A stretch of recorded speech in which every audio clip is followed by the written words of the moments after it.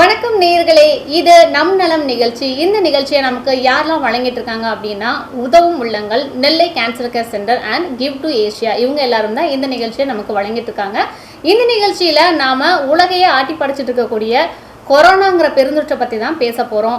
அதுக்கு முன்னாடி உதவும் உள்ளங்கள் அமைப்பு அவங்க அமைப்பு மூலமாக என்னெல்லாம் பண்ணிட்டு இருக்காங்க அப்படிங்கிறத பார்த்தலாம். அவங்க பார்த்தீங்கன்னா கல்வி உதவிகள் நிறைய பேருக்கு பண்ணிட்டு இருக்காங்க. மாற்றுத்திறனாளிகளுக்கும் ஏகப்பட்ட உதவிகள் பண்ணியிருக்காங்க. குறிப்பாக பார்த்தீங்கன்னா இந்த ஊரடங்கு காலத்தில் அவங்களுக்கு நிவாரண பொருட்கள் வழங்குறதெல்லாம் பண்ணியிருக்காங்க. இன்னும் ஒரு முக்கியமான விஷயம் என்னென்னா, அவங்க நிறைய பேருக்கு மருத்துவ உதவிகள் பண்ணியிருக்காங்க. சரிங்களா? ஸோ அவங்கள பற்றின ஒரு சின்ன இன்ட்ரோவை ஒரு வீடியோ மூலமாக பார்த்து வந்துடலாம் வாங்க.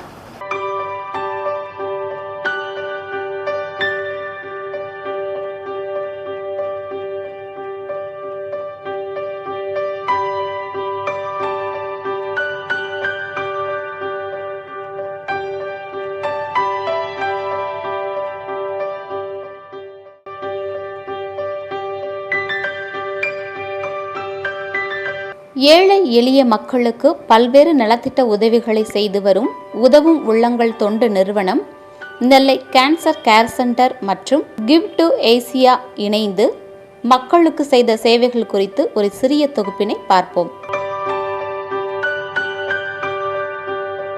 நமது உதவும் உள்ளங்கள் தொண்டு நிறுவனம் மற்றும் கேன்சர் கேர் சென்டர் இணைந்து கொரோனா பேரிடர் நிவாரணப் பொருட்களாக அரிசி, பருப்பு உள்ளிட்ட அத்தியாவசிய பொருட்களை கோபாலசமுத்திரம், தருவை, பத்தமடை, கூனியூர், வீரவநல்லூர், முன்னீர்பள்ளம், வண்ணாரப்பேட்டை டவுன், சிஎன் கிராமம், சுத்தமல்லி, வல்லநாடு, கிருஷ்ணாபுரம், சேதிங்கநல்லூர், ஊருடையார்புரம், பாளையங்கோட்டை என பல்வேறு கிராமங்களுக்கு சென்று நிவாரணப் பொருட்களை வழங்கி வந்தனர். மே மாதம் கடைசியிலிருந்து ஜூன் மாதம் 10ஆம் தேதி வரை அரசு மருத்துவமனைக்கு வழங்கப்பட்ட பொருட்கள் 8 ஊர்களுக்கும் வழங்கப்பட்டது. கொரோனா பேரிடர் காலத்தில் நமது உதவும் உள்ளங்கள் மற்றும் உதவும் உள்ளங்களோடு இணைந்து பல தொண்டு நிறுவனங்களும் பேரிடர் கால உதவிகளை செய்து உள்ளனர். 11/5/2021 அன்று 35 கட்டில் மற்றும் மெத்தை 15 புஷ்பலதா பள்ளி நிர்வாகத்திலிருந்து திருநெல்வேலி பேரிடர் சென்டருக்கு கொடுத்துள்ளோம். 14/5/2021 அன்று ஆக்சிஜன் கான்சன்ட்ரேட்டர்ஸ் 5 ஆட்சியரிடம் நேரடியாக வழங்கியுள்ளோம். அதே நாளில் திருநெல்வேலி அரசு மருத்துவமனைக்கும் வழங்கியுள்ளோம். 23/5/2021 அன்று PPE kids 250 and N95 mask 1000 L&T groups மூலம் ஆட்சியரிடம் நேரடியாக வழங்கியுள்ளோம். 24ஆம் தேதி PPE கிட்ஸ் 400, 3-play மாஸ்க் 5000 மற்றும் N95 mask 1000 district COVID-19 inventory சென்டரில் வழங்கப்பட்டது. 28ஆம் தேதி N95 மாஸ்க் 500 மற்றும் சானிடைசர் 175 நெல்லை பத்திரிகையாளர் மன்றத்திற்கு வழங்கப்பட்டது. 28/5/2021 ஆக்சிஜன் கான்சன்ட்ரேட்டர்ஸ் 1 அருப்புக்கோட்டை மருத்துவமனைக்கு அனுப்பியுள்ளோம். 28/5/2021 அன்று ஆக்சிஜன் கான்சன்ட்ரேட்டர்ஸ் 1 நாகப்பட்டினம் ஆரம்ப சுகாதார நிலையத்திற்கும் அனுப்பியுள்ளோம். மேலும் தென்காசி அரசு மருத்துவமனைக்கும் 3 அனுப்பப்பட்டது. 31ஆம் தேதி புஷ்பலதா பள்ளி நிர்வாகத்திலிருந்து ஆட்சியரிடம் நேரடியாகவும் வழங்கியுள்ளோம். ஜூன் மாதம் 18/6/2021 திருநெல்வேலி மாவட்டத்தில் உள்ள பார்வையற்றோர் 100 குடும்பத்திற்கு நிவாரணப் பொருட்களும் வழங்கப்பட்டது. இதனை புஷ்பலதா பள்ளி நிர்வாகத்தோடு இணைந்து செய்துள்ளோம். 14/6/2021 அன்று தென்காசி மாவட்டத்தில் உள்ள மாற்றுத்திறனாளிகள் 100 பேருக்கு நிவாரணப் பொருட்களும் வழங்கப்பட்டது. தொடர்ந்து 20/6/2021 அன்று கிவ் டு ஏசியா மற்றும் ஏசியா இணைந்து 9 மாவட்டங்களில் உள்ள மாற்றுத்திறனாளிகள், பார்வையற்றோர்கள் இன்னும் பலருக்கு நிவாரணப் பொருட்கள் வழங்கப்பட்டது. இதில் தென்காசி மாவட்டத்தில் 145 பார்வையற்றோர் குடும்பத்திற்கும், திருநெல்வேலி மாவட்டத்தில் புற்றுநோயால் பாதிக்கப்பட்டோருக்கும் நிவாரணப் பொருட்கள் வழங்கப்பட்டு வருகிறது. திருநெல்வேலி அரசு மருத்துவமனையில் உள்ள நோயாளிகள் 50 பேருக்கு மதிய உணவு உதவும் உள்ளங்களின் மூலம் வழங்கி வந்தனர். தென்காசி அரசு மருத்துவமனையில் உள்ள நோயாளிகளுக்கு ஜூன் 15ஆம் தேதியிலிருந்து இரவு உணவு உதவும் உள்ளங்களின் மூலம் வழங்கி வருகின்றனர். இவர்களின் சேவை இன்னும் எண்ணிலடங்கா உள்ளது. இன்னும் தொடர்ந்து நிவாரணப் பொருட்களும் கொரோனா பேரிடர் பாதுகாப்பு உபகரணங்களும் வழங்க உள்ளனர்.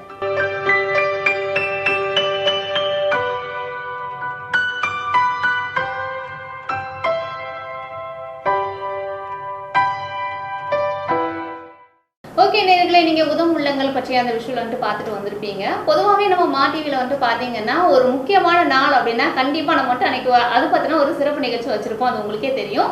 அந்த வகையில் தான் இன்னைக்கு வந்துட்டு மருத்துவர்கள் தினம் அப்படிங்கிறதுனால மருத்துவர்கள் சம்பந்தமான ஒரு நிகழ்ச்சி நம்ம இன்னைக்கு பண்ணலான்னு ஒரு பிளான் பண்ணியிருக்கோம்.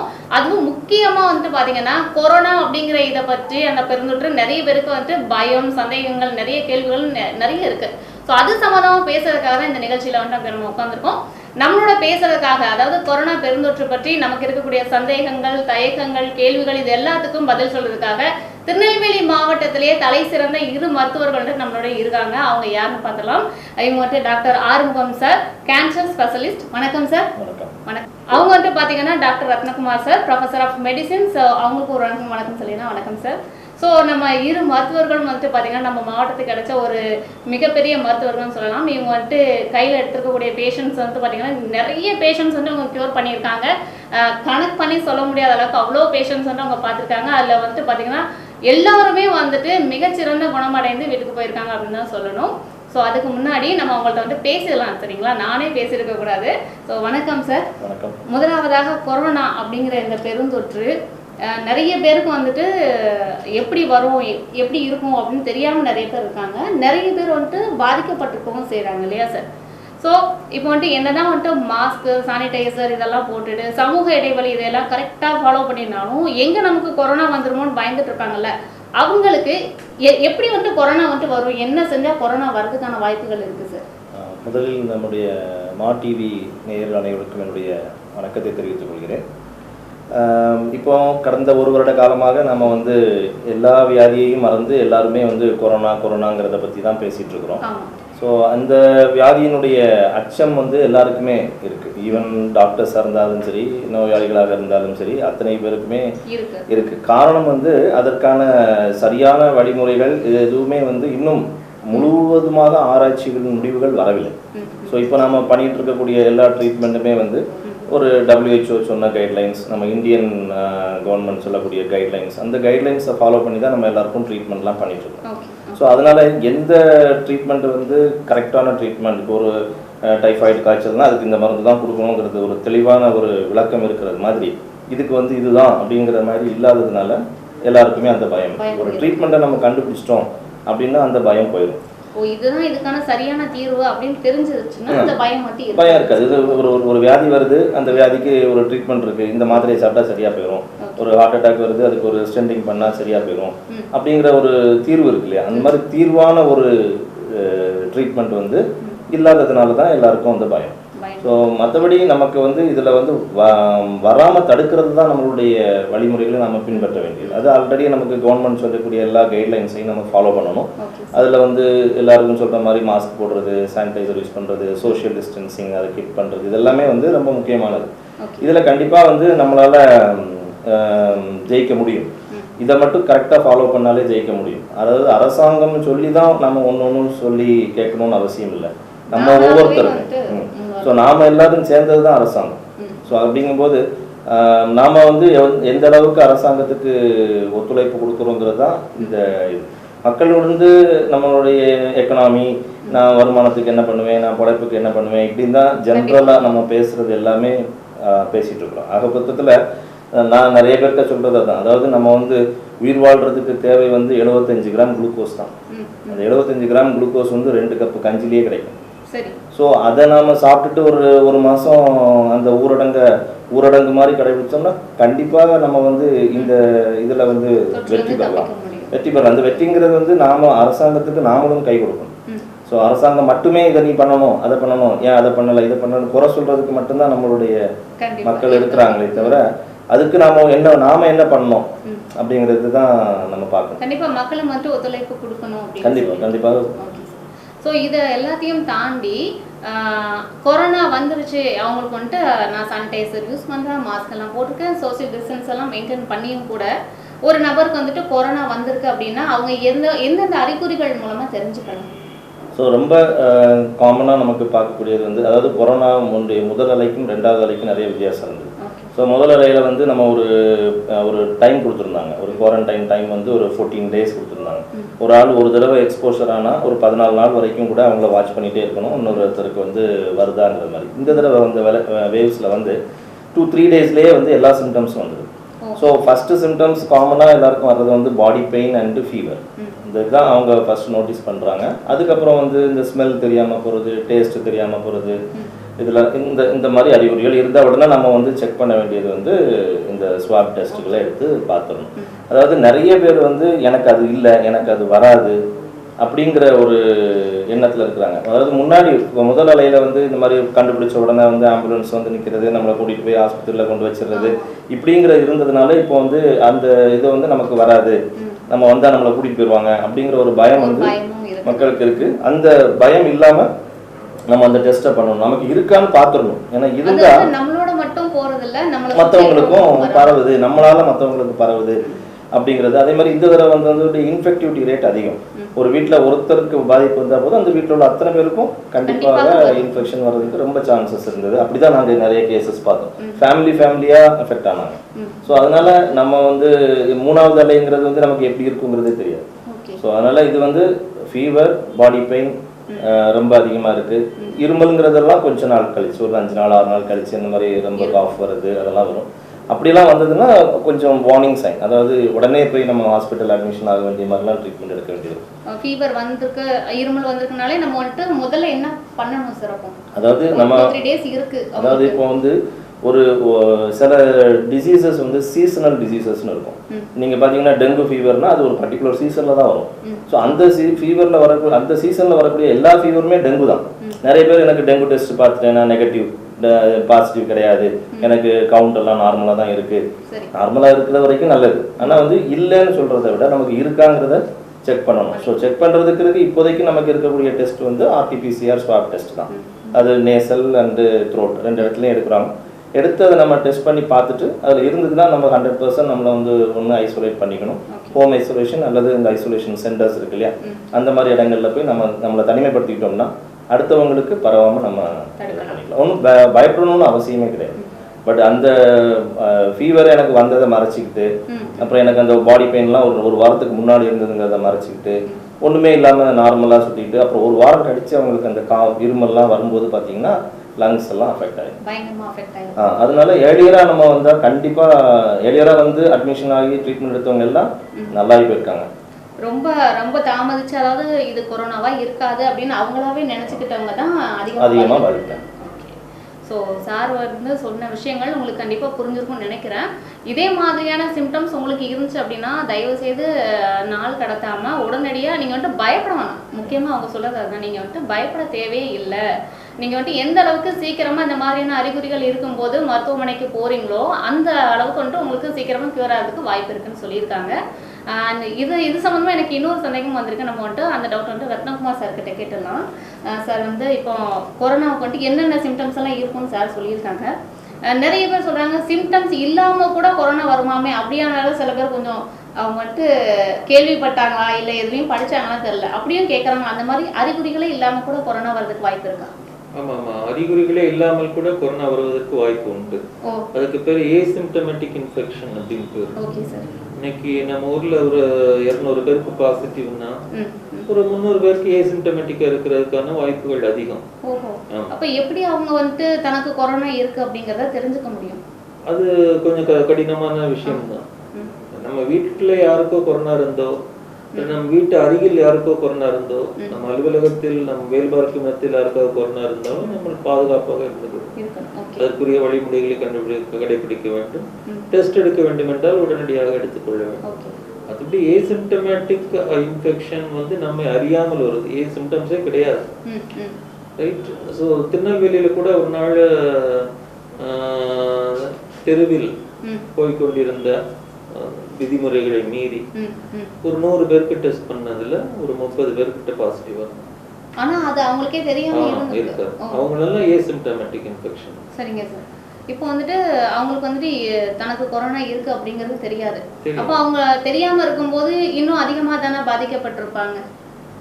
அப்படி இல்ல, பாதிப்பு வந்திருந்தா வெளியில தெரிஞ்சிருக்கும். அது தெரியாம அது இருக்குன்னா சாதாரண அறிகுறிகள் கூட இல்லாமல் தான் இருந்திருக்கும். காய்ச்சலோ, உடல் வலியோ, இருமலோ, இல்லாட்ட வாசனையின்மையோ எதுவுமே தெரியாம தான் இருந்திருக்கும். பட் இவங்கள எதுல இவங்ககிட்ட ரொம்ப ஜாக்கிரதையா இருக்கணும், இல்லாட்ட ஏசிம்டமேட்டிக் இன்ஃபெக்ஷன் ஏன் இம்பார்ட்டன்ட் அப்படின்னா இவங்க வீட்டுல வந்து பெரியவங்களுக்கு கொடுத்துடுவாங்க. இப்போ ஒரு வயசானவங்க வீட்டுல வயசான தாத்தா பாட்டி இருக்காங்கன்னு வச்சுக்கோங்க, அவங்கள அந்த தாத்தாக்கு இன்ஃபெக்ஷன் ஃபர்ஸ்ட் வருது, பாட்டிக்கு ஃபர்ஸ்ட் வருது. 2 பேரும் வீட்டை விட்டு வெளியில போகல, வீட்டுக்குள்ளேயே தான் இருக்காங்க.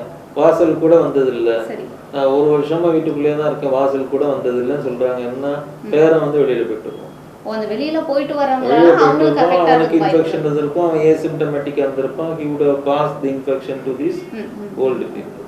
சரி. சோ இதனால என்னன்னா ஏசிம்டமேட்டிக்கோட மெயின் இதுவே இவங்ககிட்ட இருந்து மற்றவங்களுக்கு பரவுது. மற்றவங்க வயதானவர்கள், ரிஸ்க் பீப்புள் இருக்காங்கல்ல, வயதானவர்கள், சர்க்கரை நோயாளிகள், இரத்த கொதிப்பு உள்ளவர்கள், இல்லாவிட்டால் ஏற்கனவே இம்யூனிட்டி குறைக்கக்கூடிய மருந்துகளை உட்கொண்டு இருப்பவர்கள், கேன்சர் நோயாளிகள், இவர்கள்லாம் டார்கெட் பாப்புலேஷன். இவங்களுக்கு கொடுத்துருவோம். குறிப்பா நோய் எதிர்ப்பு சக்தி கம்மியா இருக்கிறவங்க தான் சீக்கிரமா அஃபெக்ட் பண்ணும் அப்படின்னு சொல்றாங்க. அது உண்மையா சார்? ஓரளவு உண்மை, உண்மைதான். ஓரளவு உண்மை. நம்முடைய இம்யூனிட்டியும் நம்ம கூட்டிக்கணும். அந்த ஏன்னா நிறைய பேர் இல்ல நோய் எதிர்ப்பு சக்தியை நம்ம அதிகப்படுத்திக்கிட்டாலே கொரோனால இருந்து தப்பிச்சுக்கலாம் அப்படின்னு எல்லாம் சொல்லிக்கிறாங்க. அதனாலதான் இந்த கேள்வி. நோய் எதிர்ப்பு சக்தியை அதிகரிப்பதனால் கொரோனாவிலிருந்து பாதுகாக்கலாம் அப்படின்னு சொல்லணும். பட் அதுக்காக அதை 100% சரின்னு சொல்லிட முடியாது. பட் நம்முடைய இம்யூனிட்டி நம்ம கூட்டிக்கணும். புரதச்சத்து உள்ள உணவுகளை நிறைய உட்கொள்ளணும். முட்டை, பால், பருப்பு வகைகள், பயிர் வகைகள்லாம் நிறைய எடுத்துக்கணும், நல்லா சாப்பிடணும். அதெல்லாம் உண்மை. ஆனால் இந்த சார் சொன்ன மாதிரி இந்த நோயிலிருந்து பாதுகாக்கிறதுக்கு ஒரே வழி மாஸ்க் அணிவது, சானிடைசர், சமூக இடைவெளி கண்டிப்பா ஃபாலோ பண்ணணும். கவர்மெண்ட் கொடுத்த கைட்லைன்ஸை கண்டிப்பா பின்பற்றணும். பயம் வேறு பாதுகாப்பு வேறு. அதான் சார் சொன்னாங்க கரெக்டா. பயம் வேறு பாதுகாப்பு. நிறைய பேர் கிண்டல் பண்ணுவாங்க, என்ன சார் இப்படி பயப்படுறீங்க அப்படின்னு. ஒரு பயம் வேறு பாதுகாப்பு. இது வந்து நம்மளுடைய பாதுகாப்பு மட்டும் இல்ல, நம்மளுடைய பாதுகாப்பு மட்டும் இல்ல, நம்ம நம்பி இருக்கிற குடும்பத்தினுடைய பாதுகாப்பு, நம்ம நம்பி இருக்கின்ற ஃபேமிலியுடைய பாதுகாப்பு, சுற்றுத்தார்களுடைய பாதுகாப்பு, எல்லாமே இதுல அடங்கி. கண்டிப்பா. அண்ட் சார் இந்த நோய் எதிர்ப்பு சக்தியை பத்தி பேசி ஆகணும். ஏன்னா மக்கள் வந்து என்ன நினைச்சுக்கிறாங்கன்னா நோய் எதிர்ப்பு சக்தி எனக்கு அதிகமா இருக்கிறதுனால கொரோனா வரவே வராது அப்படின்னு ஒரு சில பேர் நினைச்சிட்டு இருக்காங்க. அது என்னன்னா நோய் எதிர்ப்பு சக்தி அதிகமா இருந்தா கொரோனா வராம இருக்குமா அல்லது கம்மியா இருக்கிறவங்களுக்கு மட்டும்தான் அட்டாக் பண்ணுதா சார்? கொரோனா ஒரு வித்தியாசமான வியாதி. ஆரம்பத்தில் நாங்க என்ன நினைச்சோம்னா இந்தியா போன்ற வெப்ப நாடுகள்ல கொரோனாவே வராது அப்படின்னா. ஆமா, முதல்ல அப்படிதான். மே மாசம், ஏப்ரல் மாசம் கடுமையான வெயில் நேரத்துல வரவே வராது அப்படிங்கறதுதான் நிறைய பேருடைய எதிர்பார்ப்பா இருந்தது. இந்த எதிர்பார்ப்பை மீறி எல்லா நாடுகளுக்கும் பரவி, எல்லா தட்பவெப்ப நிலைக்கும் பரவி. முதல் என்ன சொன்னாங்க, முதியவர்களுக்கு மட்டும் வரும்னாங்க. அப்போ மிடில் ஏஜ் அப்படின்னாங்க, 30 to 40 நாங்க. இப்போ சில்ட்ரனுக்கும் வருங்க. ஸோ எல்லா age group, economical group, higher economical group, middle economical group, lower, எல்லாத்துக்குமே பாதிச்சு. ஸோ இந்த கொரோனா வந்து மற்ற நோயில இருந்து நிறைய வேறுபடுது. அதனால இவங்களுக்கு பாதிப்பு வரும், இவங்களுக்கு பாதிப்பு வராதுங்கிறத நம்ம சொல்ல முடியறது இல்லை. நல்ல பலசாலியா இருக்காங்க, நல்ல ஜிம்முக்கு போய் நல்ல பாடியெல்லாம் தேர்த்திருக்காங்க, 35 வயசு 40 வயசு கொரோனா வந்திருக்கு, அதுல இருந்து தப்பிக்க முடியல அவரால். அதே இது 90 வயசு ஆளு, சுகர் இருக்கு, பிரஷர் இருக்கு, கிட்னிக்கு மாத்திரை சாப்பிட்டுட்டு இருக்காரு, அவர் வந்து அதுல இருந்து தப்பிச்சு. ஸோ இது வந்து நம்ம எப்படி எடுத்துக்கணும் அப்படின்னா நம்முடைய இம்யூன் ரெஸ்பான்ஸ், இம்யூனிட்டிங்கிறது வேற, இம்யூன் ரெஸ்பான்ஸ் வேற. நம்முடைய அந்த இன்ஃபெக்ஷனுக்கு எதிராக நம்முடைய பாடியில் உள்ள இம்யூன் ரெஸ்பான்ஸ் எப்படி இருக்கோ அதை பொறுத்து தான். ஸோ இம்யூனிட்டியை கூட்டுறது நல்லது. எந்த ஒரு நோய்க்குமே நம்முடைய எதிர்ப்பு சக்தியை நம்ம கூட்டிக்கணும்.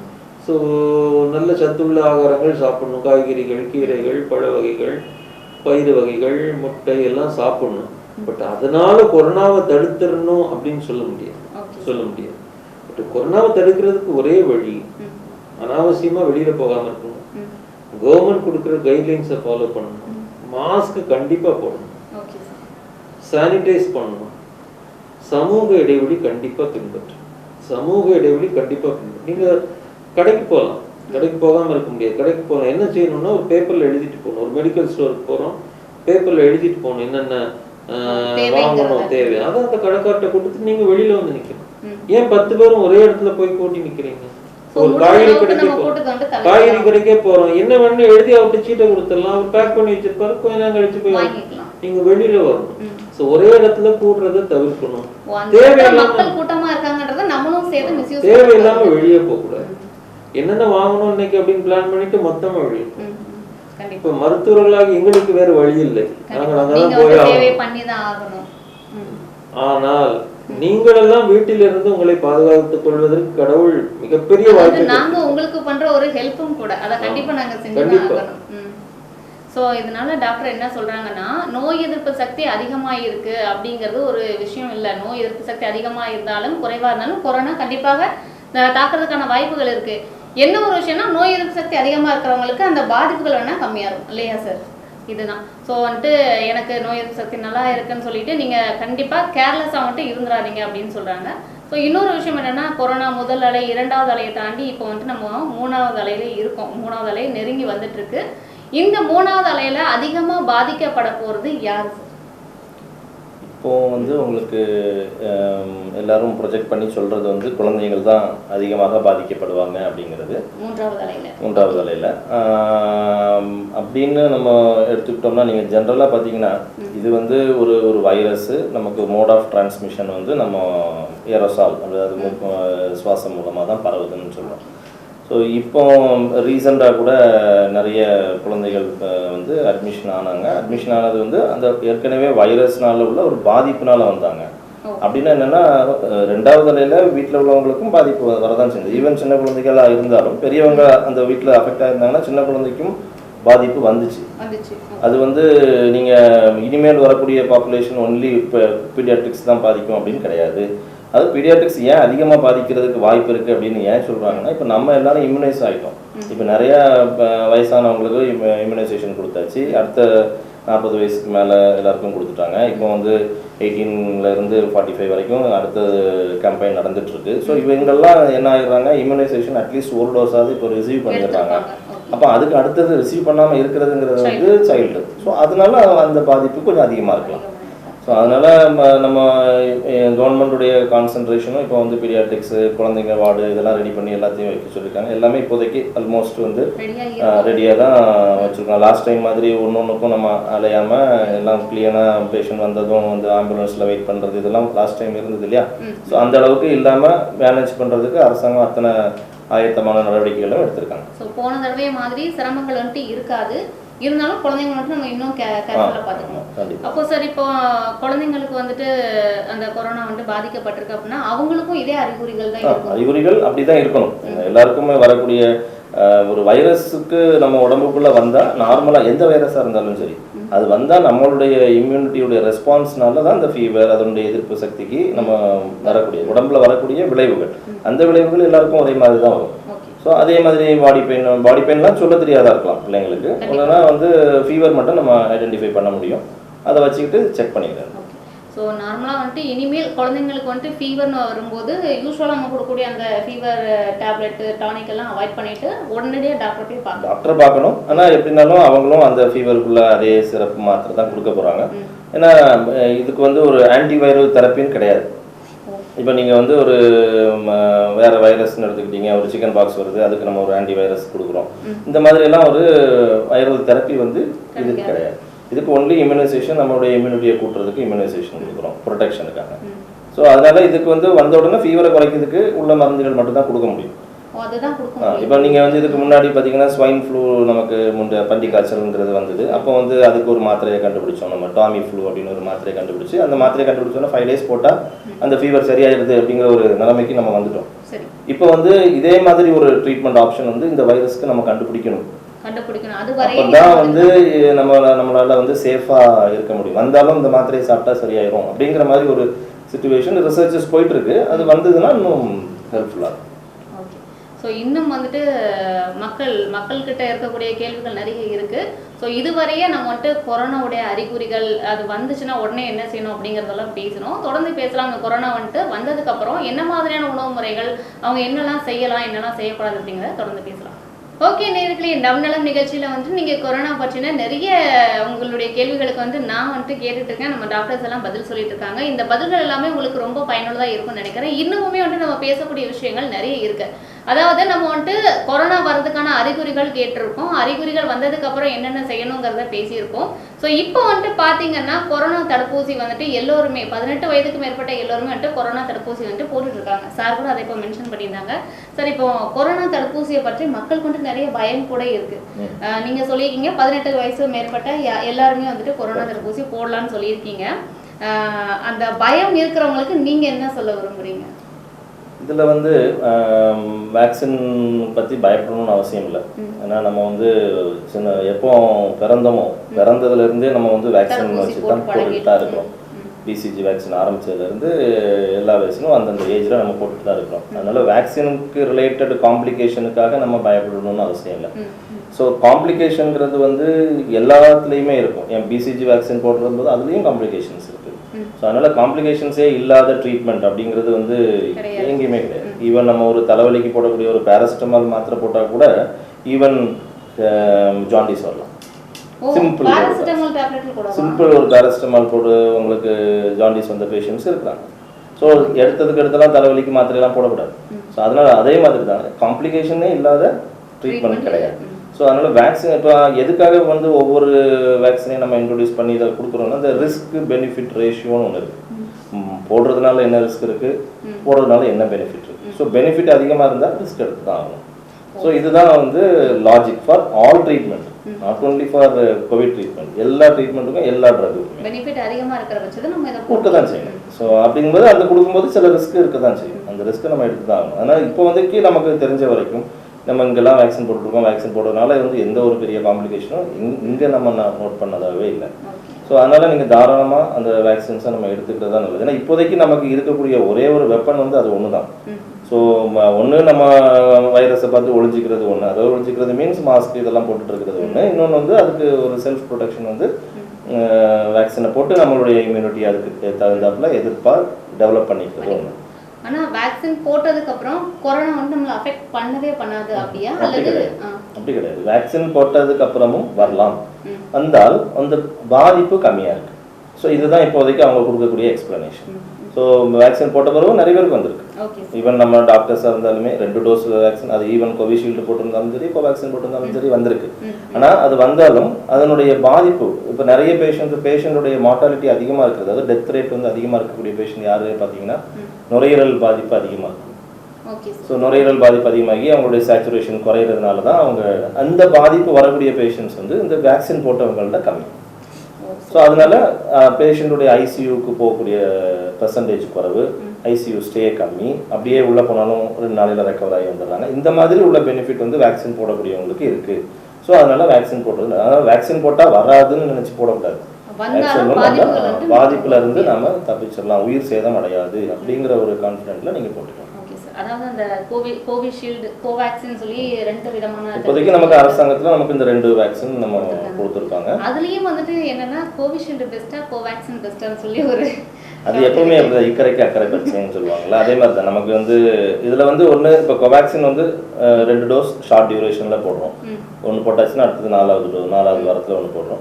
கோவிஷீல்டுக்கு இனிஷியலாக இருந்தது 7 வாரம், அதுக்கப்புறம் ஒன்று இப்போ கொஞ்சமாக அந்த கேப்பை கூட்டிகிட்டே வராங்க. இப்போ லேட்டஸ்ட்டாகவும் கொஞ்சம் நாள் தள்ளி போட்டுக்கலாம், அதாவது 8 வாரம், இப்போ எவ்வளோ சார் 12 வீக்ஸ் கழிச்சு போட்டுக்கலாம் அப்படின்னு சொல்லியிருக்காங்க. ஃபர்ஸ்ட் டோஸுக்கும் செகண்ட் டோஸுக்கும். அப்புறம் வந்து ஃபர்ஸ்ட்ல வந்து ஏன்னா இதெல்லாமே வந்து ரிசர்ச் ஓரியன்ட், எதையுமே நம்மளால முழுசாக கரெக்டாக சொல்ல முடியாது. ஸோ ஃபர்ஸ்ட் வந்த ரிசர்ச்சில் என்ன சொன்னாங்கன்னா கோவேக்சின் வந்து கோவிஷீல்டை விட இன்னும் நிறைய இது கண்ட்ரோல் பண்ணுது, ரெஸ்பான்ஸ் ரேட் அதிகம், அதனால அதை யூஸ் பண்ணலான்னு சொன்னாங்க.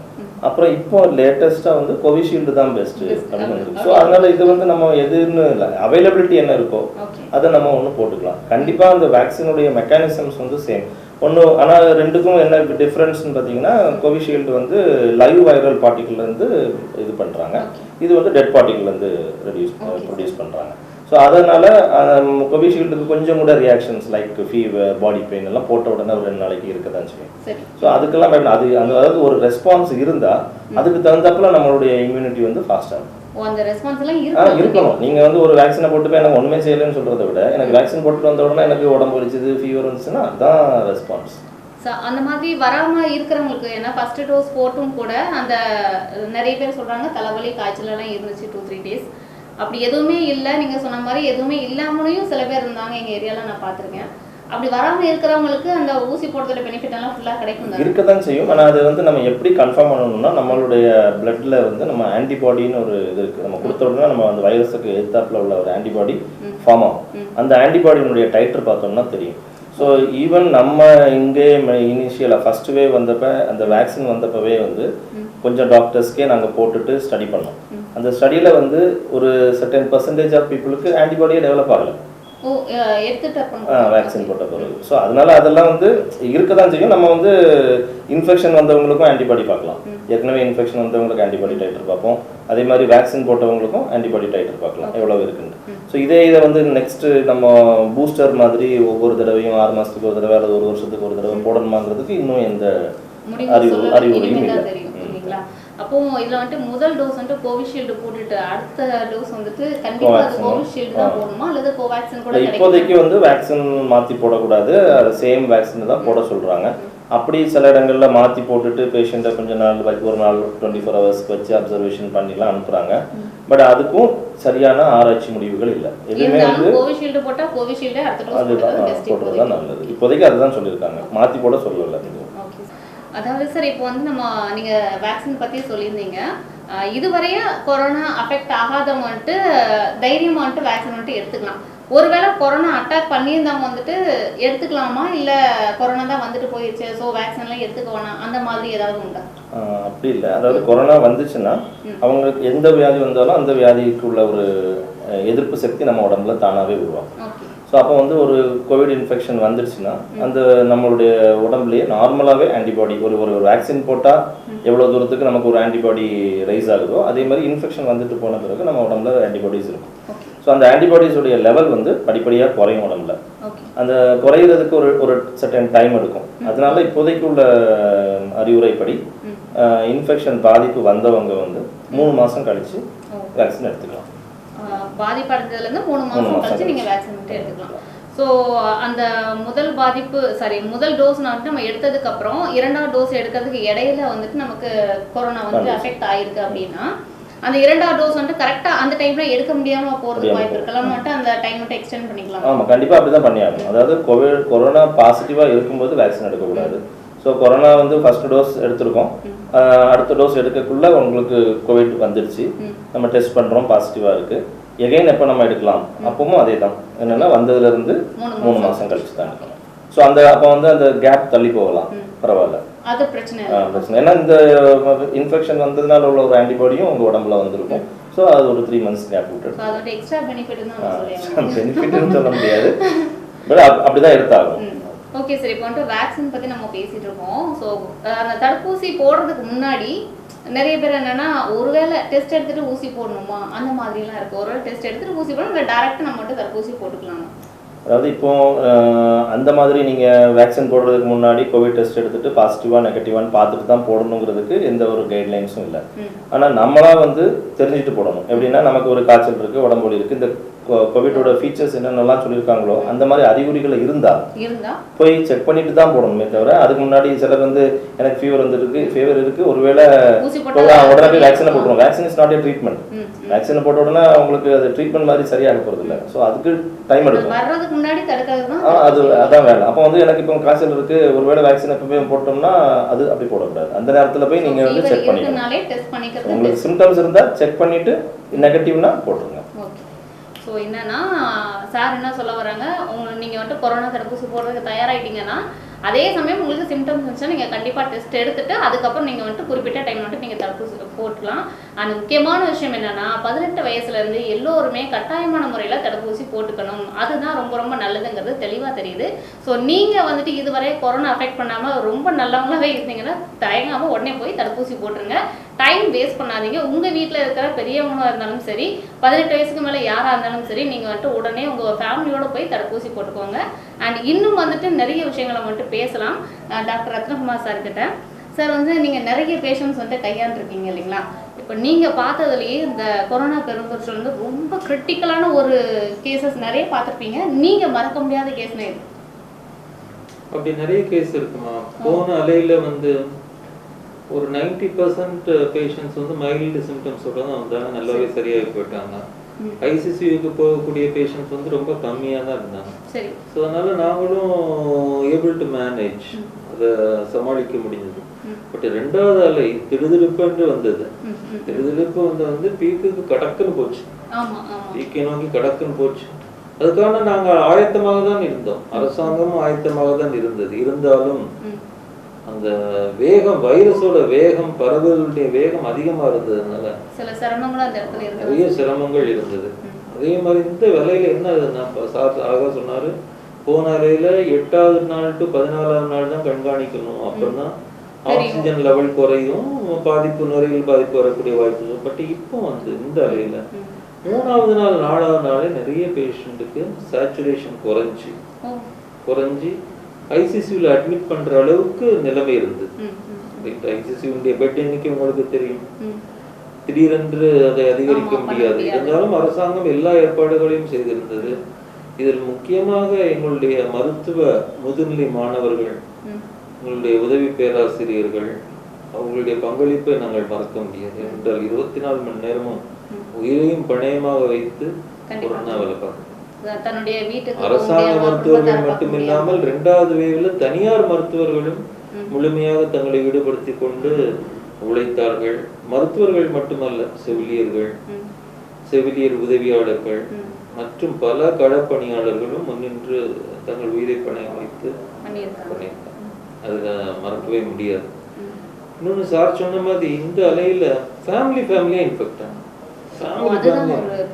எங்களுக்கும் சமாளிக்க முடியாது, நம்ம பேர் அந்த ஃபேமிலிக்கும் சமாளிக்க முடியாது. யார் அட்மிட் பண்றது? அம்மாவையா, தம்பியேவா, தங்கச்சியவா, யாரை போய் அட்மிட் பண்றது? எங்க ஒருத்தன் ஐசிசியூல இருப்பாங்க, ஒருத்தங்க ஃபர்ஸ்ட் ஃப்ளோர்ல இருப்பாங்க. இது ரொம்ப கடினமான ஒரு சூழ்நிலையில தான் இருந்தது. இதுல என்ன ஒரு அப்சர்வேஷன் சார் சொன்ன மாதிரி, வேக்சின் ஒரு டோஸ் போட்டவங்க தப்பிச்சு, அவங்க எவ்வளவு கிரிட்டிக்கல் ஆனா கூட மேக்சிமம் தப்பிச்சிருக்காங்க. மேக்சிமம் தப்பிச்சு விடணும். வேக்சின் வந்து மழைக்கு கொடை பிடிக்கிற மாதிரி, லேசா மழை பெய்யும் போது நனைய மாட்டோம், மிதமா மழை பெய்யும் போது லேசா நனைவோம். ரொம்ப பெரிய மழை பெய்யுது அப்படின்னாலும் நம்ம நனைவோம், இருந்தாலும் ஓரளவு பாதுகாப்பு இருக்கு. அதே மாதிரிதான் வேக்சின் போட்டவங்க, ஒரு டோஸ் போட்டவங்க நிறைய பேர் தப்பிச்சிருக்காங்க. என்னுடைய ரிலேட்டிவ்ஸ் 2 பேர் மோர் தென் 70+, ஒரு டோஸ் தான் போட்டிருந்தாங்க. ஒரு டோஸ் போட்டிருந்தாங்க, ஐசிசி வரைக்கும் கிரிட்டிக்கலா போய் வெளியில வந்து. அதே இது இன்னொருத்தர் ரொம்ப வேண்டியவர், ரொம்ப ஃபேமிலி ஃப்ரெண்டு, வேக்சின் போடல, லேட் பிரசன்டேஷன், டெத். ஸோ ஒரு டோஸ் வேக்சின் போட்டாலே அதுல இருந்து தப்பிக்கக்கூடிய வாய்ப்புகள். 2வது பாத்தீங்கன்னா ஐசிசி ஒரு கட்டத்துல ஏப்ரல் மே அந்த கட்டத்திலலாம் நீங்கள் கற்பனை கூட செய்து பார்க்க முடியாது, அதை நான் வெளிப்படையாக சொல்லவும் முடியாது. அப்படிப்பட்ட ஒரு கொடூரமான சூழ்நிலையில தான் ஒரு பேஷண்ட் கிரிட்டிக்கல் ஆவாங்க, அதை டாக்டர் அட்டென்ட் பண்ணிட்டு இருப்பாங்க, அடுத்த பேஷண்ட் அப்படி இருக்கும். ஸோ அது மாதிரி இன்னொரு பேஷண்ட் வந்து நிற்பாங்க ஆம்புலன்ஸ். ஸோ யாரை கவனிப்பது என்பதே யாரை கவனிப்பது என்பதே ஒரு சவாலான விஷயமாக இருந்தது. அதையும் தாண்டி அரசாங்கம் எங்களுக்கு அனைத்து மருந்துகளையும் சப்ளை செய்யும். அதுல எந்த விதமான மாறுபட்ட கருத்து வேறுபாடுகளும் இருக்க முடியாது. தமிழ்நாடு அரசாங்கத்தை பொறுத்த அளவில் நீங்க இமேஜினே பண்ண முடியாது, உலகத்திலேயே மிகப்பெரிய ஒரு மேனேஜ்மெண்ட் நம்ம தமிழ்நாடு அரசாங்கம் தான். அதுல எந்த விதமான செகண்ட் ஒப்பீனியனே கிடையாது. ஏன்னா படுக்க வசதிகளாகட்டும், ஆக்சிஜன் வசதிகளாகட்டும், ரெமிடெசிவிர் போன்ற மருந்து வகைகளாகட்டும், ஸ்டீராய்டு மற்றும் லோ மாலிகுலர் ஹெப்பாரின் இந்த மருந்து வியாதிகள் கொடுக்கக்கூடிய எல்லா மருந்துகளுமே தட்டுப்பாடின்றி கிடைத்தது அனைத்தும். இன்னொன்று, தமிழ்நாட்டில் எந்த நோயாளிகளையும் அரசாங்க மருத்துவமனையில் பெட் இல்லை என்று திருப்பி அனுப்பிய நிலையே இல்லை. ஹையஸ்ட் பீக்ல இருக்கும்போது கூட எந்த நோயாளிக்கும் இங்க பெட் இல்லைன்னு சொல்லி திருப்பி அனுப்பவே இல்லை. நம்முடைய மாவட்ட ஆட்சித்தலைவர் கூட அந்த கிரிட்டிக்கலான சமயத்துல ஐகிரவுண்டுக்கு எய்த்தால காந்திமதி ஸ்கூலை வாங்கி அங்க கோவிட் ஓபி ஆரம்பிச்சு 200 பெட்டோட ஒரு ஓபி ஆரம்பிச்சு, அதுக்கப்புறம் மாண்புமிகு அமைச்சர் பெருமக்களை வைத்து 500 படுக்கைகள் கொண்ட ஒரு மருத்துவமனையை உள்ளே அமைத்திருக்கிறார். within a matter of 1 week they started. மிகப்பெரிய விஷயம், ஃபுல் வசதியோட. அதையும் மீறி உங்களுடைய தொண்டு நிறுவனங்களுடைய பங்களிப்பு. ஏன்னா ஆக்சிஜன் தான் மெயின் தெரப்பி, அப்படிங்கும்போது அரசாங்கத்தால் உடனடியாக ஆக்சிஜன் அப்படி உற்பத்தி பண்ணிக்க முடியாது மற்றது மாதிரி. ஸோ ஆக்சிஜன் கான்சென்ட்ரேட்டர் நிறைய பேர் பண்ணிருப்பாங்க. டொனேஷன் வந்து உதவிக்கரங்கள் மற்ற அமைப்புகள் எல்லாரும் செய்த உதவிகள் வந்து மறக்கவே முடியாது. நிறைய ஆக்சிஜன் கான்சென்ட்ரேட், ஏன்னா மருந்து மாத்திரைகள்லாம் மற்ற எல்லாம் சப்ளை பண்ணிடுவாங்க. கான்சென்ட்ரேட்டர்ஸ் நிறைய பேர் சப்ளை பண்ணாங்க.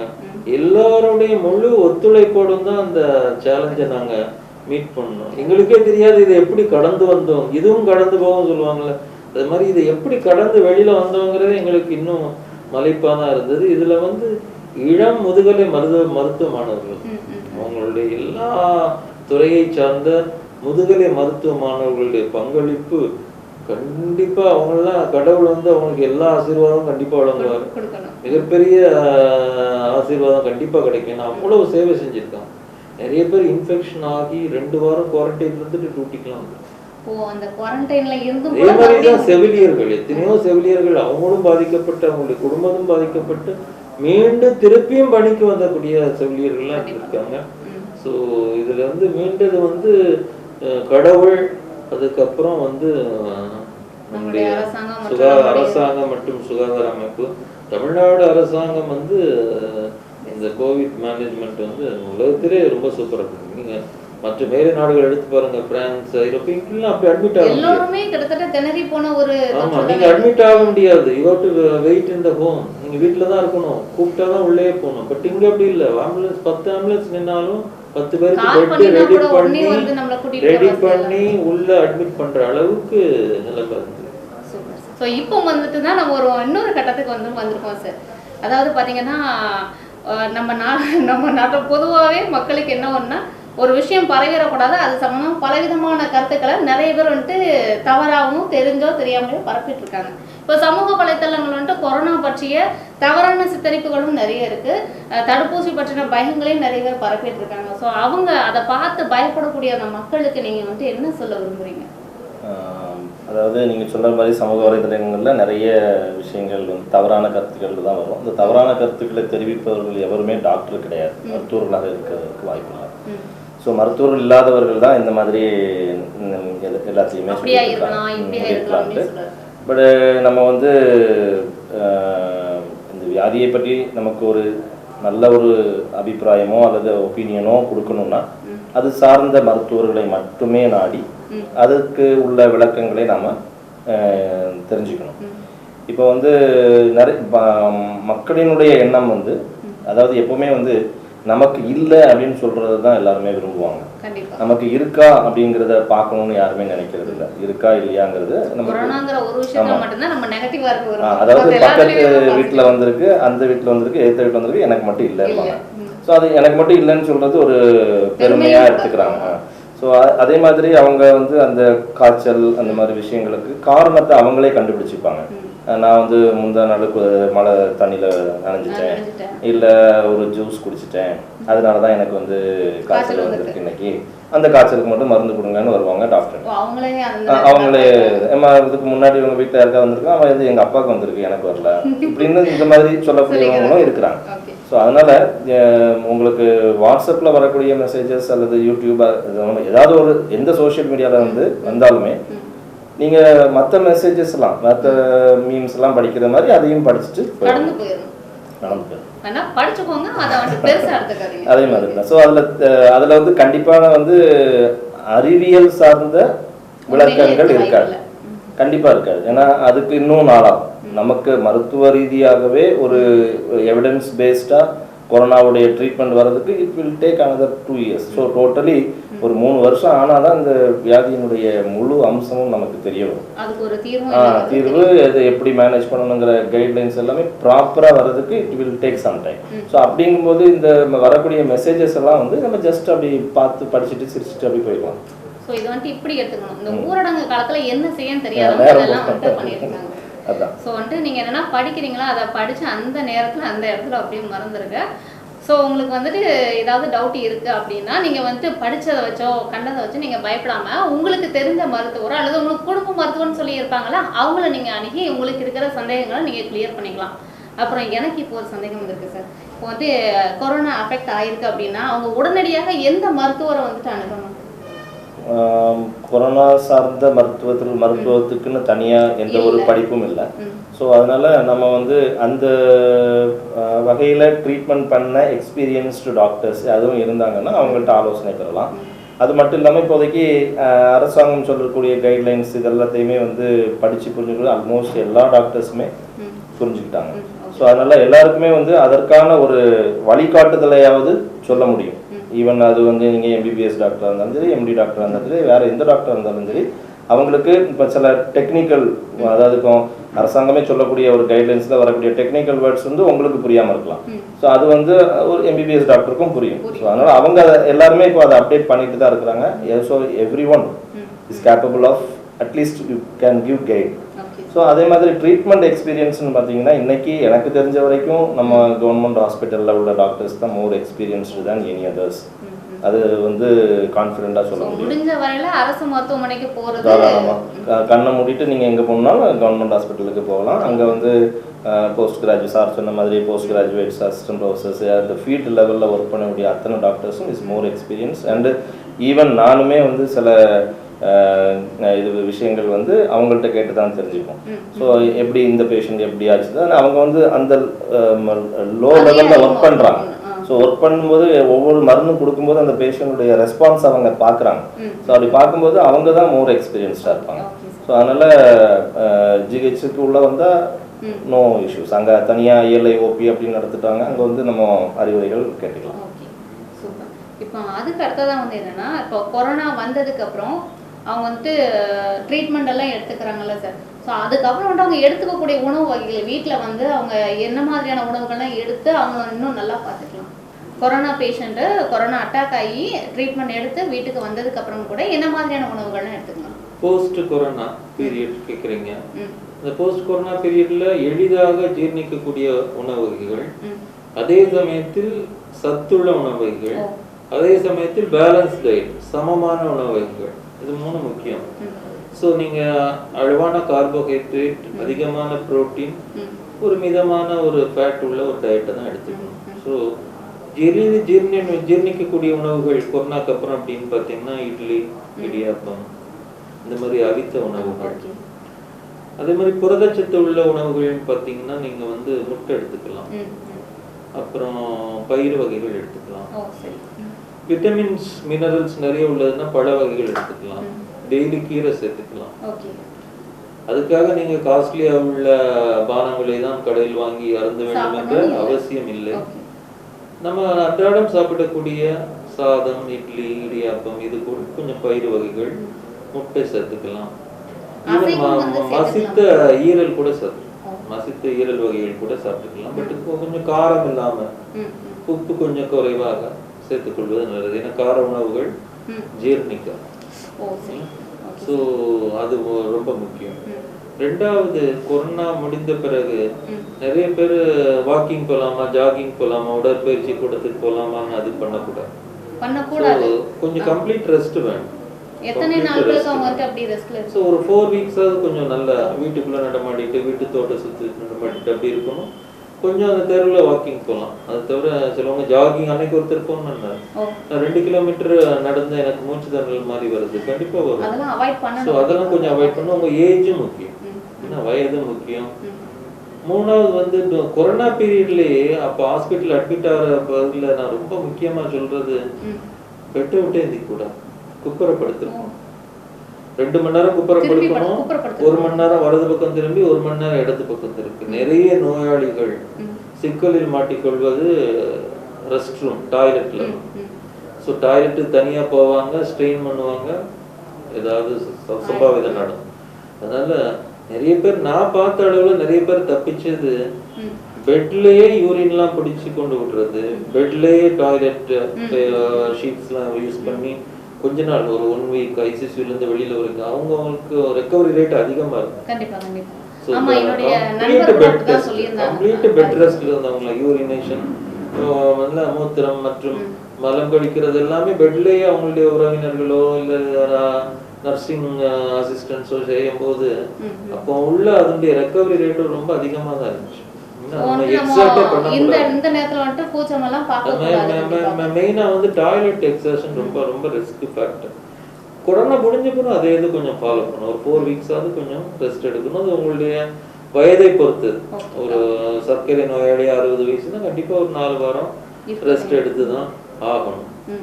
சரியா? இது வந்து ரொம்ப முக்கியமான ஒரு இதெல்லாம் நம்ம கண்டிப்பா ஃபாலோ பண்ணிக்கணும். கொரோனா வந்து நான் ட்ரீட்மெண்ட் எடுத்துட்டு வீட்டுக்கு வந்துட்டேன் அப்படிங்கறதுனால நீங்க பழைய மாதிரி உடனே எல்லாமே எய்ம்ஸ் கைட்லைன்ஸ் படி 12 வீக்ஸ் ஃபாலோ பண்ண சொல்றாங்க. 12 வாரங்கள் 3 மாதங்கள் உங்களை நீங்களோ அல்லது உங்களுடைய குடும்ப மருத்துவரோ ஒரு கண்காணிப்பில் வைத்துக் கொள்ள வேண்டும். ஏதாவது வித்தியாசமான அறிகுறிகள், நாள்பட்ட இருமல் அல்லது நெஞ்சு எரிச்சல், நெஞ்சு வலி, நடந்தால் மூச்சு வாங்குதல், கால் வீக்கம், கை வீக்கம், தலை சுற்றுதல், ஏதாவது ஒரு வித்தியாசமான அறிகுறி இருந்தால் உடனே உங்கள் குடும்ப மருத்துவரை சென்று பார்க்க வேண்டும். 12 வாரங்கள் உங்களை தொடர் கண்காணிப்பில் வைத்துக் கொள்ள சொல்லி எய்ம்ஸ் சொல்லியிருக்காங்க. Okay sir.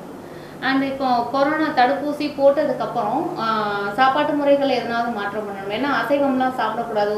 அதெல்லாம் ஒரு தவறான கருத்து. நிறைய பேர் டெய்லி என்கிட்ட ஃபோன் பண்ணி கேட்பாங்க, எனக்கு சுகர் இருக்கு போடலாமா, ப்ரெஷர் இருக்கு போடலாமா, எனக்கு இருதய வியாதி இருக்கு போடலாமா, நான் கேன்சருக்கு ட்ரீட்மெண்ட் எடுத்துட்டு போடலாமா. எனக்கு அந்த பீக் பீரியட்ல ஒரு நாள் ரொம்ப கோவம் வந்துடுச்சு.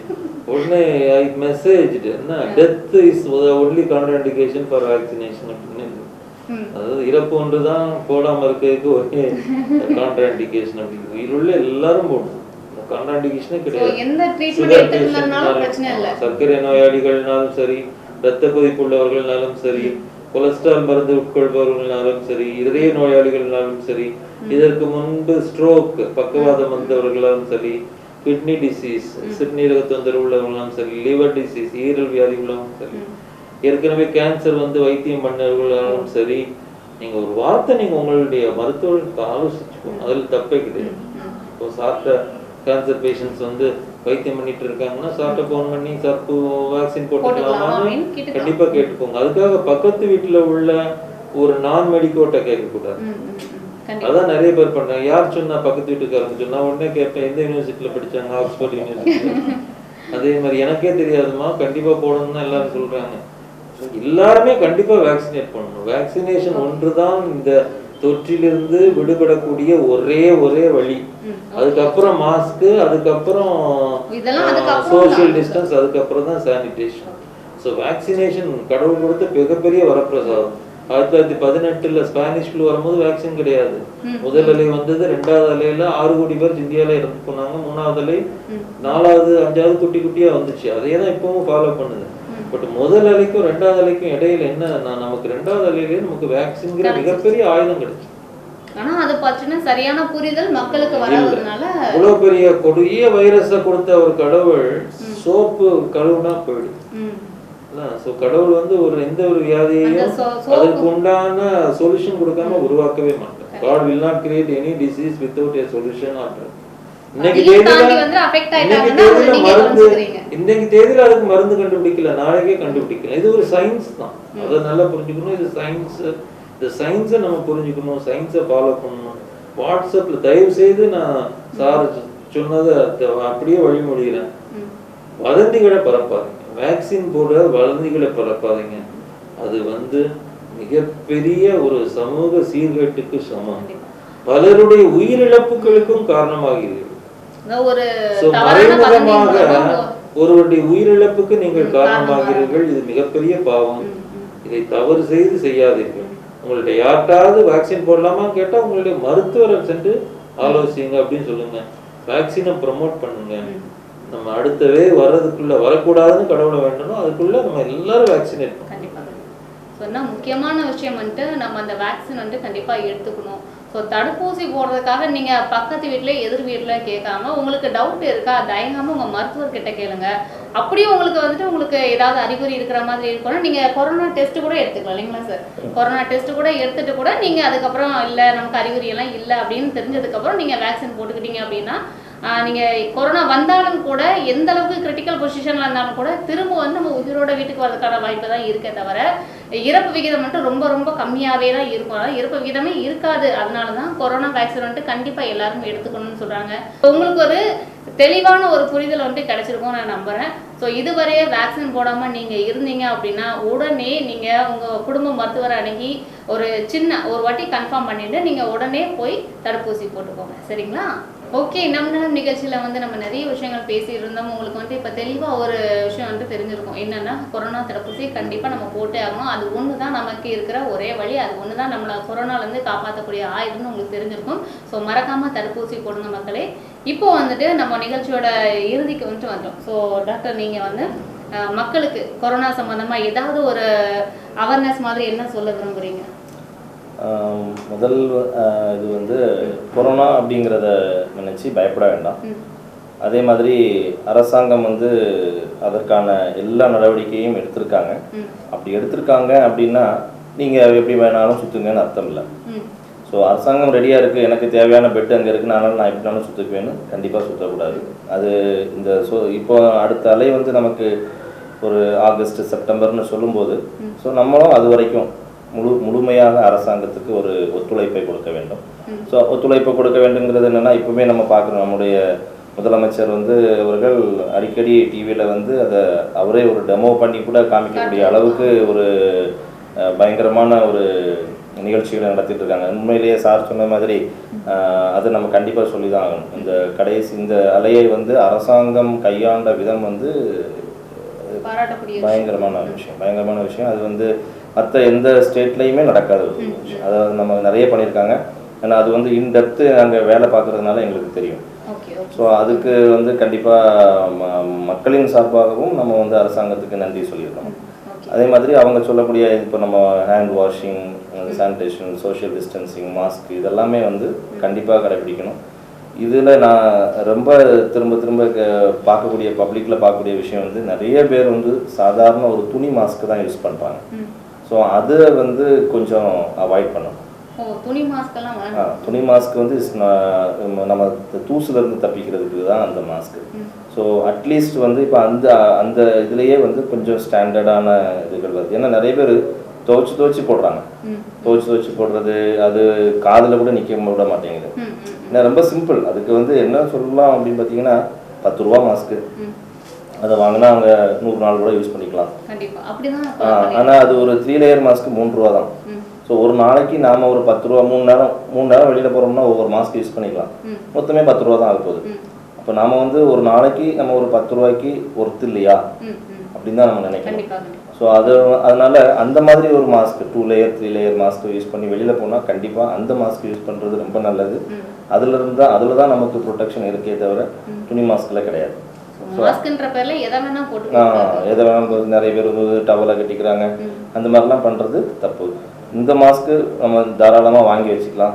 ரொம்ப விலை முன்னாடிலாம் ரொம்ப முதல் வேவில் ரொம்ப அதிகமான ரேட்டாக இருந்தது. இப்போல்லாம் ரொம்ப கம்மியாக கிடைக்குது. 3 ரூபா வந்து ஹோல்சேலில் வாங்கினீங்கன்னா அவ்வளோதான் வரும். ஸோ அந்த மாதிரி வாங்கி அதை நம்ம யூஸ் பண்ணோம்னா ரொம்ப நல்லது. ஸோ மாஸ்க்குங்கிற பேரில் நல்ல மாஸ்க்கை யூஸ் பண்ணுங்கள். அப்புறம் சோஷியல் டிஸ்டன்சிங், சானிடேஷன் யூஸ் பண்ணிட்டீங்கன்னா நம்ம வந்து தப்பிக்கலாம். ஓகே, ரத்னகுமார் சார், நீங்கள் சொல்லுங்கள், மக்களுக்கு வந்துட்டு கொரோனா சம்பந்தமாக என்ன சொல்ல விரும்புறீங்க? தங்களை பாதுகாத்துக் கொள்ள வேண்டும், தங்கள் குடும்பத்தை பாதுகாத்துக் கொள்ள வேண்டும். அப்படி என்றால் சமூகமும் பாதுகாக்கப்படும். சார் அழகா சொன்ன மாதிரி நீங்க கண்டிப்பா முகக்கவசம் அணிங்க. முகக்கவசம் முக்கியம். அதுவும் 3 லேயர்டு மாஸ்க் 3 ரூபாய் தான். கண்டிப்பா வாங்கி அணிங்க. காலையில ஒண்ணு, மதியானம் ஒண்ணு, சாயங்காலம் ஒண்ணு கூட அணிங்க. ரெண்டாவது சோஷியல் டிஸ்டன்ஸ். மூன்றாவது தேவையில்லாம வெளியில எங்கேயும் போகாதீங்க. கூட்டமான இடங்களுக்கு அவசியமின்றி செல்ல வேண்டாம். அதுவும் வயது முதிர்ந்தவர்கள் வீட்டில் இருக்க சோம்பேறிப்பட்டு கொண்டு எதுக்கெடுத்தாலும் வண்டி எடுத்துட்டு காஃபி குடிக்க போர் அடிக்குதுன்னு சொல்றாங்க. பட் போர் அடிக்கிறதாம பாத்துக்கோங்க. அவசியம் இல்லாம வெளியில போகாதீங்க. அவசியம் இல்லாத விழாக்களுக்கெல்லாம் விழாக்களுக்கு செல்வதை கண்டிப்பா தவிர்க்கிறாங்க. விழாக்கள் செல்வதை கண்டிப்பாக தவிர்த்து திருமணங்களுக்கோ தேவையில்லாமல் எந்த கூட்டமான இடங்களுக்கும் கண்டிப்பாக செல்லாதீர்கள். அப்புறம் கண்டிப்பா எல்லாரும் வேக்சின் போட்டுக்குவோம். கண்டிப்பா எல்லாரும் வேக்சின் போட்டுக்கோங்க. இந்த சமயத்துல மாண்புமிகு தமிழக முதலமைச்சர் அவர்கள் எடுத்த முயற்சிகள் வந்து அளப்பரியது. இந்த 2வது அலையை அவர் எவ்வளவு அழகா மேனேஜ் பண்ணார் அப்படிங்கிறது எல்லாத்துக்கும் தெரியும். அவரே வந்து கோயம்புத்தூர்ல கொரோனா ஹாஸ்பிட்டல்ல கொரோனா வார்டுக்குள்ள போய் பார்த்தாங்க. முகக்கவசம் எல்லாம் அணிந்து அந்த கூடிய பாதுகாப்பு உடை PPE அணிந்து kit வந்து எல்லாம் அதற்கு அவர்கள் சொன்ன காரணம் வந்து மிகப்பெரிய உன்னதமான ஒரு காரணம். நான் சென்றது நோயாளிகளுக்கு ஆறுதல் கூறுவதற்கு மட்டுமல்ல, வைத்தியம் செய்யக்கூடிய மருத்துவர்களுக்கும் களப்பணியாளர்களுக்கும் ஊக்கத்தினை அளிக்கும். ஒரு மன்னன் எதற்கு போருக்கு செல்றான்? முன்னிடத்தை செல்லும் போது பின்னாடி உள்ள தளபதிகள் போர் வீரர்கள் எல்லாம் தைரியம் அடைவார்கள். ராஜா இருக்காது. அதே மாதிரிதான் நம்ம முதலமைச்சரும் செஞ்சாரு. சுகாதாரத்துறை அமைச்சர் தினமும் ஒவ்வொரு மருத்துவமனையும் களப்பணியாளத்திலும் தேர்ட் வேவ் வரக்கூடாது, இறைவனையும் இயற்கையும் நம்மை பிரார்த்திப்போம். பட் ஆனா அது வந்தால் அதை சமாளிக்கக்கூடிய ஆயத்தங்களை இன்னைக்கு டேட்ல முடிச்சுட்டான், ரெடியா இருக்காங்க கவர்மெண்ட். இன்னொன்னு சின்ன குழந்தைகள்கிட்ட கொஞ்சம் ஜாக்கிரதையா இருக்கும். சின்ன குழந்தைகள் அவசியம் இல்லாம வெளியே கூட்டிட்டு போகாதீங்க. முக்கியமா ஹோட்டல் கடைகளுக்கு சின்ன குழந்தைகளை இன்னும் 2-3 மாசத்துக்கு கண்டிப்பா கூட்டிட்டு போகாதீங்க. அப்படி அவசியத்தோடு கூட்டிட்டு போனோம்னா அவங்களுக்கு கண்டிப்பா முகக்கவசம் அணிந்து கூட்டிட்டு போங்க. சின்ன குழந்தைங்க ஹேண்ட் வாஷிங் சொல்லி கொடுங்க, 2-3 தடவை ஹேண்ட் வாஷ் பண்ணட்டும். காலையில மாலையிலயும் மேலுக்கு குளிக்க வைங்க, அது கவர்மெண்ட் கைட்லைன்ஸ்லயே கொடுத்துருக்காங்க. நல்ல சத்துள்ள ஆகாரங்களை கொடுங்க. வாரத்துல 2 நாள் முட்டை, 1 நாள் ஃபிஷ், 1 நாள் ஈரல், அந்த மாதிரி சத்துள்ள ஆகாரங்கள் கொடுங்க. குழந்தைகளை கவனமா வாட்ச் பண்ணிக்கோங்க. அதாவது ஃபீவர் வருதா, தலைவலி வருதா, சோர்வா படுத்திருக்கு, மெயினா சோர்வா படுத்திருக்கு, தலைவலி இருக்கு, அந்த மாதிரி மேனேஜ் பண்ணிக்கோங்க. கொரோனா பத்தி பயப்பட வேண்டாம்னு சொல்ல முடியாது, பயப்பட வேண்டாம். ஆனா பாதுகாப்பா இருங்க. இத்தொற்றிலிருந்து நாம் முற்றிலுமாக விடுபட்டு புதிய ஒரு விடியலை விரைவில் காண வேண்டும் என்று இறைவனை பிரார்த்திக்கிறேன். ஓகே நேயர்களே, நம் நலம் அப்படிங்கிற இந்த நிகழ்ச்சியோட மூல கருத்து என்னன்னா, நம் நலம்ங்கிறது நீங்கள் உங்களை மற்றும் உங்கள் குடும்பத்தாரை நல்லா பார்த்துக்கணும் அப்படிங்கிறது தான் முக்கியமான நோக்கமே. ஸோ நீங்கள் வந்துட்டு சானிடைசர், மாஸ்க்கு, சோசியல் டிஸ்டன்ஸ் எல்லாத்தையும் ஃபாலோ பண்ணி முக்கியமாக கவனமாக இருக்கணும். அதுலேயும் மறக்காமல் நீங்கள் செய்ய வேண்டியது 18 வயசுக்கு மேற்பட்டவங்களா இருந்தீங்கன்னா மறக்காமல் தடுப்பூசி போட்டுக்கோங்க. உங்கள் வீட்டில் இருக்கக்கூடிய சின்ன குழந்தைங்கள நான் பத்திரமா தான் பார்த்துக்கிறேன், அவங்க ரொம்ப சேஃபாக தான் இருக்காங்கன்னு நீங்கள் சொன்னாலும் கூட தேவையில்லாமல் நீங்கள் வந்துட்டு வெளியில் போக வேணாம் அப்படிங்கிறத குறிப்பாக சொல்லியிருக்காங்க. என்ன ஒரு முக்கியமான விஷயமா இருந்தாலும் அந்த கூட்டமாக இருக்கக்கூடிய இடங்களுக்கு நீங்கள் போகிறத தவிர்க்கிறது நமக்கு மட்டும் இல்லை, நம்ம வீட்டில் இருக்கக்கூடிய பெரியவங்களுக்கும் தடுப்பூசி போட முடியாத சின்ன குழந்தைங்களுக்கும் ரொம்ப ரொம்ப நல்லதுங்கிறத நீங்கள் தயவு செஞ்சு யோசிச்சுக்கோங்க, சரிங்களா? இந்த ஒரு பிஸியான ஷெட்யூலில் கூட, ஏன்னா ஏகப்பட்ட நெருக்கடியான சூழ்நிலையில இருந்து தான் அவங்க நமக்கு நிகழ்ச்சிக்காக வந்திருக்காங்க. இந்த நிகழ்ச்சியில் வந்து நிறைய விஷயங்களை அவங்க தெளிவுபடுத்தினதுக்காக நெல்லை கேன்சர் கேர் சென்டர் மற்றும் உதவும் உள்ளங்கள் மற்றும் நம்ம மா டிவி சார்பாகவும் டாக்டர் ஆறுமுகம் சாருக்கும் டாக்டர் ரத்னகுமார் சாருக்கும் நம்ம நன்றியை தெரிவிச்சுக்கலாம். மீண்டும் ஒரு நல்ல நிகழ்ச்சியில் உங்களை வந்து சந்திக்கிறேன். அதுவரை உங்களிடமிருந்து விடைபெறுவது டாக்டர் ஆறுமுகம் சார் மற்றும் ரத்னகுமார் சாரோட நான் உங்க ராஜகுமாரி. நன்றி.